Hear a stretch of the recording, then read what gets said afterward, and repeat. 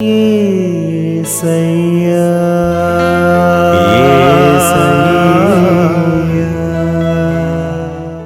హల్లెలూయా. దేవునికి స్తోత్రం. ఈ వాక్యం వింటున్న వారందరికీ గణతంత్ర దినోత్సవ శుభాకాంక్షలు. అందరికీ యేసుప్రభు వారి నుండి ఆశీర్వాదం, ఆరోగ్యం, ఐశ్వర్యం, సంతోషం, సమాధానం, నిరీక్షణ కలగాలని ప్రార్థిస్తూ, సమస్త మహిమ, ఘనత, స్తోత్రం యేసుప్రభు వారికే చెల్లిస్తూ, ఈరోజు మనం పరిశుద్ధ గ్రంథం నుండి గలతీయులకు రాసిన పత్రిక 3వ అధ్యాయం 28వ వచనం చదువుకుని ధ్యానించుకుందాం. ఇందులో యూదుడని గ్రీసు దేశస్థుడని లేదు, దాసుడని స్వతంత్రుడని లేదు, పురుషుడని స్త్రీ అని లేదు, యేసుక్రీస్తునందు మీరందరూ ఏకముగా ఉన్నారు. ఇక్కడ యేసుప్రభు వారు యూదులే గొప్పవారు, గ్రీస్ దేశస్థులు కాదు. అలాగే దాసులు స్వతంత్రులు అని లేదు, పురుషులు గొప్పవారు స్త్రీలు కాదు అనేది లేదు. యేసుక్రీస్తునందు అందరూ సమానమే, అందరూ ఏకంగానే ఉన్నారు అని తెలుపుతున్నారు. యేసుప్రభు వారు అందరినీ ఒకే రక్షణ మార్గంలోనికి నడిపించారు, ఏ భేదము లేకుండా. అలాగే ఇండియన్స్ కూడా బ్రిటిష్ అధికారం నుండి ప్రజాస్వామ్యం వచ్చింది, అందరూ సమానమే అని. ఇది మనం ఉపమానం ద్వారా తెలుసుకుందాం. ఒక కంపెనీ ఓనర్ తన వద్ద పనిచేసే ఎంప్లాయీస్ను పని అంటూ వాళ్ళతో ఎక్కువ పని చేయిస్తూ టార్చర్ పెట్టేవాడు.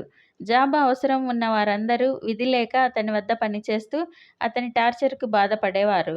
ఒకసారి అతని కంపెనీ ఆడిటింగ్ చేయటానికి ఆడిటింగ్ టీం వచ్చారు. వారికి ఆడిటింగ్ చేయటానికి 3-4 రోజులు పట్టింది. అక్కడే ఉండి ఎంప్లాయీస్, ఓనర్ మధ్య ఉన్న గ్యాప్ని వారు గమనించారు. ఆడిటింగ్ ముగిసి వెళ్ళేటప్పుడు వారు ఓనర్ని పిలిచి, జీతం ఇస్తున్నాను కదా అని ఎంప్లాయీస్ను బానిసలుగా చూస్తూ టార్చర్ పెట్టారంటే మీ కంపెనీ గ్రోత్ ఉండదు. వారిని సమానంగా గౌరవంగా చూశారంటే మీ కంపెనీ బాగా గ్రోత్ సంపాదిస్తుంది. మీ బిహేవియరు బాగాలేదు, మార్చుకుని మీ కంపెనీని కాపాడుకోండి అని చెప్పారు. అది విన్న ఓనర్ ఆ రోజు నుండి తన ఆలోచన విధానాన్ని మార్చుకుని ఎంప్లాయీస్ని ఫ్రెండ్స్ లాగా చూస్తూ వర్క్ బాగా చేసిన వారికి ఇన్సెంటివ్లు ఇస్తూ సంవత్సరానికి ఒకసారి వారిని టూర్కు పంపిస్తూ వర్క్లో బాగా ఎంకరేజ్ చేయసాగాడు. కొద్ది రోజుల్లోనే అతని కంపెనీకి మంచి పేరు వచ్చి కంపెనీ బాగా విస్తరించసాగింది. పేతురు రాసిన మొదటి పత్రిక 2వ అధ్యాయం 17వ వచనంలో అందరినీ సన్మానించుడి, సహోదరులను ప్రేమించుడి, దేవునికి భయపడుడి, రాజును సన్మానించుడి. అందరినీ గౌరవించాలి, సహోదరులను ప్రేమించాలి, దేవునికి భయపడాలి, రాజులను అధికారులను గౌరవించాలి అని యేసుప్రభు వారు తెలుపుతున్నారు. అందరినీ గౌరవించాలి, ప్రేమించాలి, దేవునికి భయపడాలి. అంతేకాని ఎవరు బానిసలు కాదు, ఎవరు గొప్పవారు కాదు, అందరూ సమానమే అని తెలుపుతున్నారు.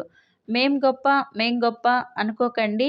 యేసుప్రభు వారి నందు అందరూ ఏకంగా ఉన్నారు. ఎక్కువ తక్కువ అంటూ గొడవలు పడకుండా ఒకరినొకరు గౌరవించుకోండి అని సెలవిస్తున్నారు. ప్రార్థన చేసుకుందాం.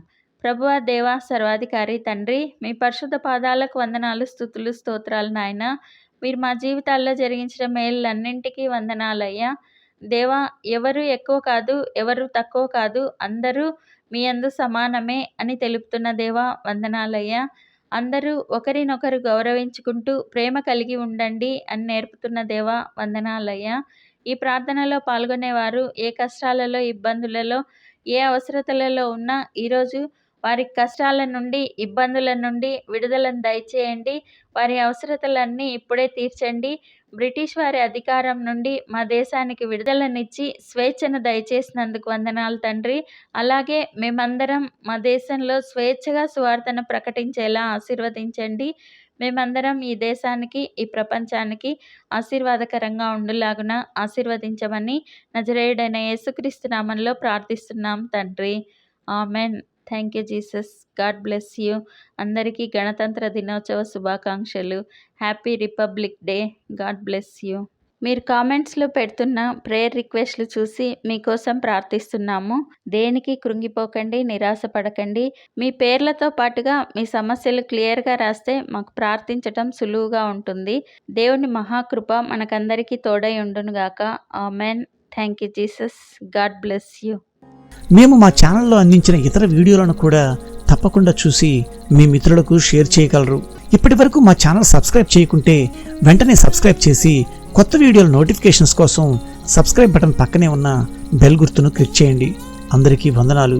యెబ్బేజు ప్రార్థన చాలా చిన్న ప్రార్థన, కానీ బహు శక్తివంతమైన ప్రార్థన, నమ్మకమైన ప్రార్థన, తాను అడిగినవి తప్పక పొందుకుంటాననే గొప్ప నమ్మిక కలిగిన ప్రార్థన.